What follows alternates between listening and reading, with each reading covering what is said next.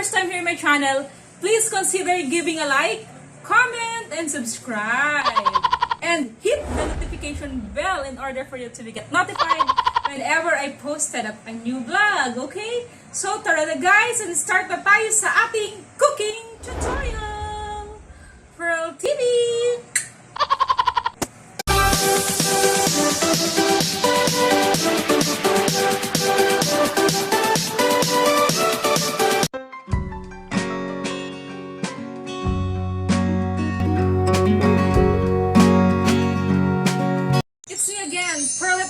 Welcome to Pherl TV. In this video, I'm going to teach you how to cook Sotanghon guisado, okay? Sotanghon guisado a la Pherl. Who is Pherl? Pherl is your sexy chef. Diba? Ito.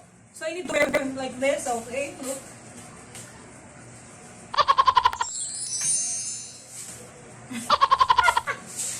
Okay, if this is your first time here in my channel, please consider giving a like, comment, and subscribe.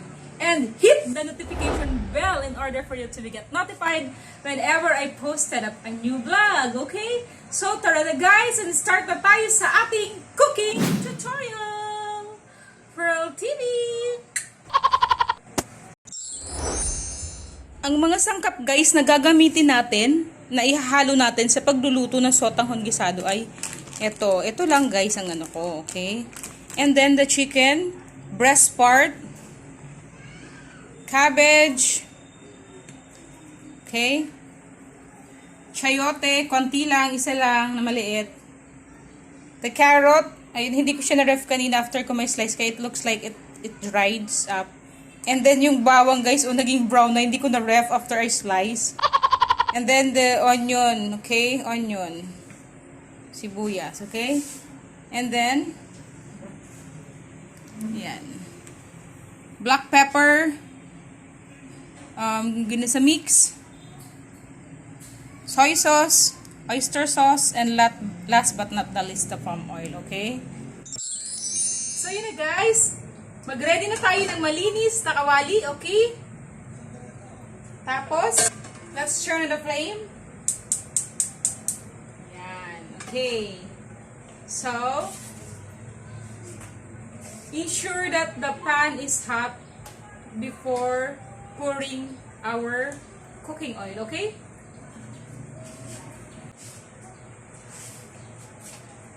Painitin guys yung kawali bago lagyan ng mantika. Okay?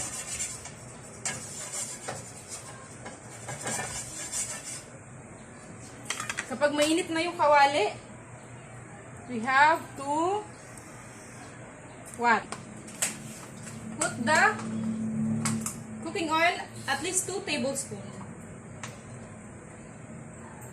Just estimate guys, okay? Do the estimate. For us to put the garlic, okay?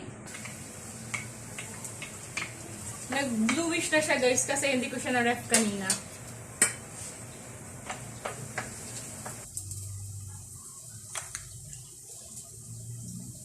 Afterwards, kapag mainit na to, luto na ang ating bawang, add the onion, okay? Pherl TV guys, please don't forget to give a like and comment and subscribe. Okay? And subscribe, hindi unsubscribe. Yan. Kapag luto-luto na yung bawang natin, it's the time to add the onion. Sibuyas sa Tagalog, sibuyas, okay? Okay, pero mahilig kasi ako sa mga pansit gisado eh. So, ayun. Luto na siya, guys. Okay, we can now add the breast chicken, okay? Breast part. Hindi ko siya ubusin, guys. Kasi the other part, I will add into the sa soup ng papakulong ko para sa sotanghon, para mas malasa siya. Diba? Ayan, tinira ko para dun sa sabaw, para mas diretso na siya broth. Kasi hindi ko siya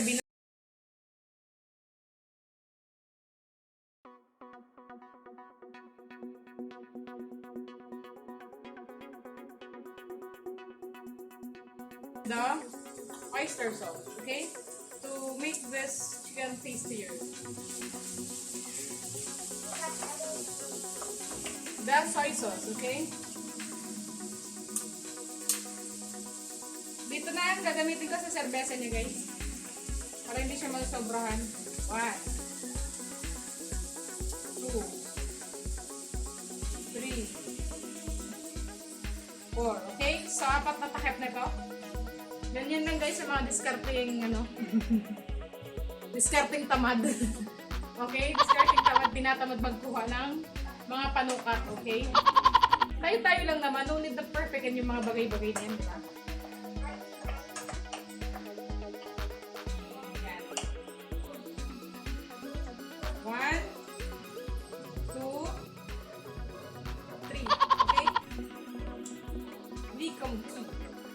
Masarap siya. Hindi ko na siya endorse masyado. Kasi wala naman akong bag. Okay? So, yan.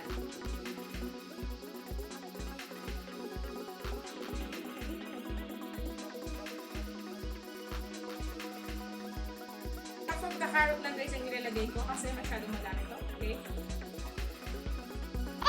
Kasi baka makaisip pa ako mag-macaroni tomorrow. Macaroni kay Shasha.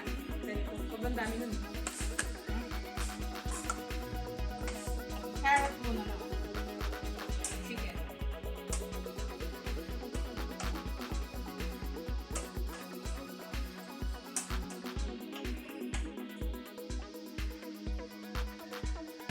Later, kasi healthier, diba, pag ang cabbage hindi siya overcooked.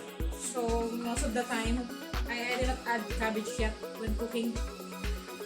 The first that's how okay. Nilalagay ko siya pagluto na talaga yung noodles. Making vegetable, mixed vegetable. That's the simple way of cooking.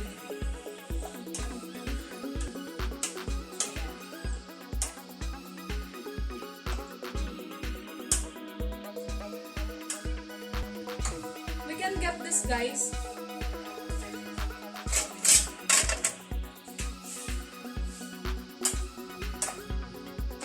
Natin siyang kunin guys at ilipat ng lalagyan, okay? Ilipat na ng lalagyan. Hahayaan lang natin siya na nasa apoy kasi yung lutuan na mismo na to ang paglulutuan din natin ng vermicelli. Okay? So, para mas mabilis.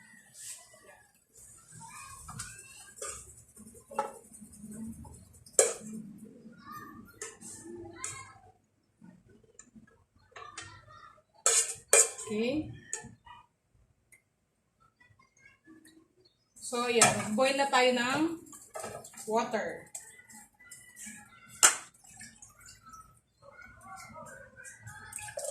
One liter. Okay.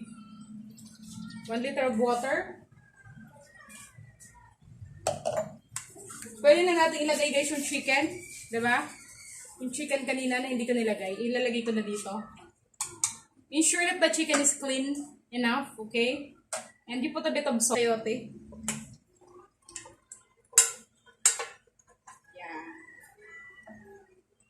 Para tuloy-tuloy na sila sa pag-boil. Pwede na natin silang toyo, guys. 1, 2, 3, 4 ulit, okay? Ginisa mix.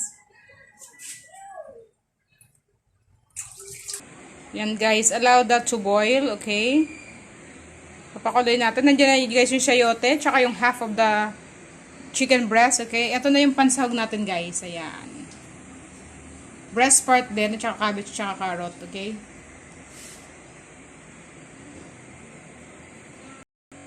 Gonna add black pepper.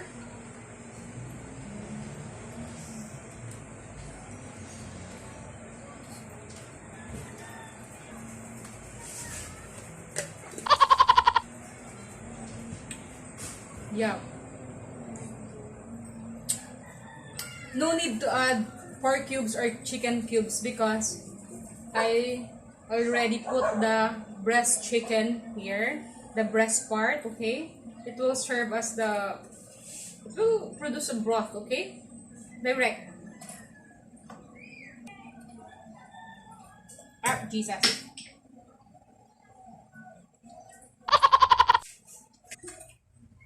It's perfect. It's perfect. So I think I can add now the vermicelli. It's already boiling, okay?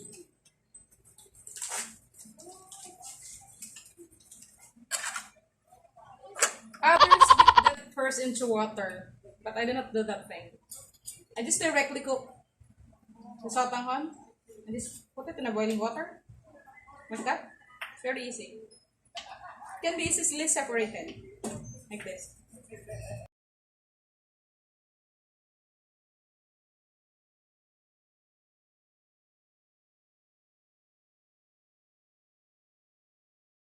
Guys, habang pinapalambot natin yung sotanghon, ganoon na din yung vegetable. Diba? Handa na guys yung pangsahog natin. Very delicious. Yung cabbage natin guys, we will put it when the noodles is already done, okay? So dyan lang siya, waiting lang. It's already boiling guys, okay? So yung pangsahog natin, waiting na siya guys, okay?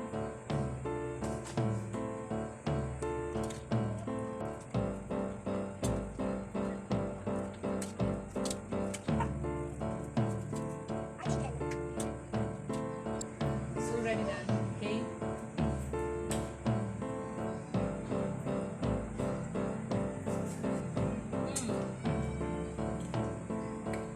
The sotanghon is done. So, masabaw nga siya guys. And the sabaw is perfect. Sotanghon.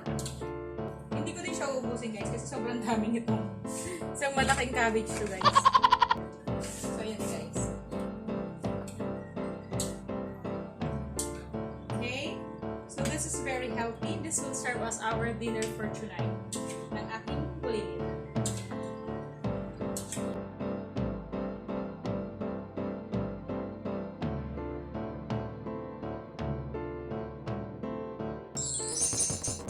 Ayan na guys, ang ating sotanghon gisado.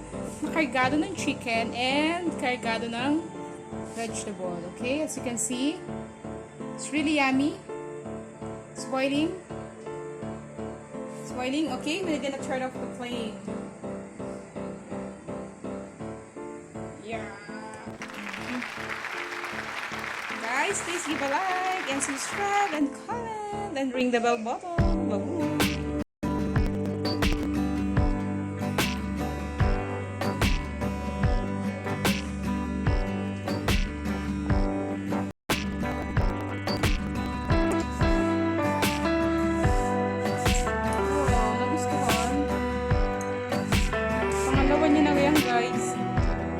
Sobrang sarap daw guys.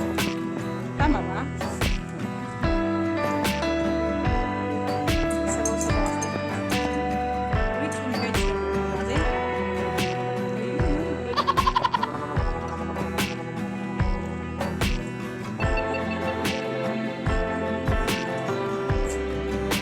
Sarap na sarap. Ito na yung pangalawa niya na yan guys eh. She's eating carrot, right? Uy, yung